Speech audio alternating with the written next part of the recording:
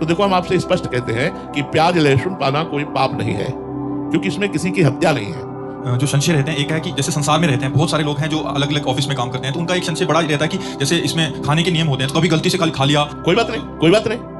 हाँ, ये चीज गलती से हम मांस ना खाएं, गलती से हम अंडा ना खाएं, लेकिन अगर प्याज लहसुन पड़ा हुआ भोजन मिल गया है और ऐसे पा लिया, तो देखो हम आपसे स्पष्ट कहते हैं कि प्याज लहसुन पाना कोई पाप नहीं है, क्योंकि इसमें किसी की हत्या नहीं है। से आलू पैदा होती है, ऐसे ये प्याज लहसुन पैदा होता है, पर ये घोर तमोगुणी है। इसलिए हमारे संतों ने, हमारे भगवत समाज ने इसे त्याग किया है कि तमोगुण प्रमाद पैदा कर देगा, पाप प्रवृत्ति पैदा कर देगा, निद्रा आलस्य प्रमादोत्थम तत्तामस उदाहृतम, इसलिए इसका त्याग किया गया है। यदि आप दीक्षा लिए हो, ना पाओ बहुत अच्छा है, लेकिन सर्विस में हो, आपकी रसोई में वही बनता है, तो आप भगवान नाम लेकर पाओ और खूब नाम जप करो, मंत्र जप करो। इसलिए कह रहा हूं कि कम से कम नाम जप और मंत्र जप तो होगा। आप उसके लिए कि जब हम प्याज लहसुन छोड़ेंगे तब हम नाम जप करेंगे, तो पता नहीं हम जिए कि ना जिए, प्याज लहसुन को निमित्त बनाकर हमारा जीवन व्यर्थ चला जाए, नहीं, बिल्कुल ऐसा नहीं। बहुत से विद्यार्थी हैं, बहुत से हमारे सर्विसमैन हैं, बहुत से व्यापारी हैं जो देश विदेश जाते हैं। हम ये प्रार्थना करेंगे कि आप मांस मत खाओ, आप शराब मत पियो, आप अंडा मत खाओ, इसमें दूसरे जीवों की हिंसा और अपनी बुद्धि का भ्रष्ट होना।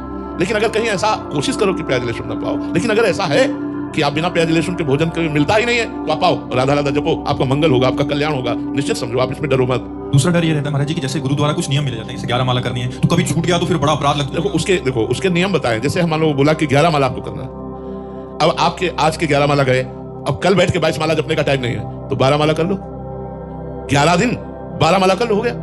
एक एक माला रोज बढ़ाते चले जाएंगे तो 11 माला का क्रम पूरा हो जाएगा। 2 माला बढ़ा दिया तो और कम हो जाएगा, 3 माला बढ़ा दिया तो और कम। हम इस तरह का जोड़ रखे, मानो 2 दिन हम 11 दूनी 22 माला जपना चाहिए, हम नहीं जप पाए, अब हम जपना जब शुरू करेंगे तो 22 को हम पूरा करेंगे, एक एक 2-2 माला रोज बढ़ा करके 22 संख्या को पूरा कर देंगे, गुरु आज्ञा पूरी हो गई।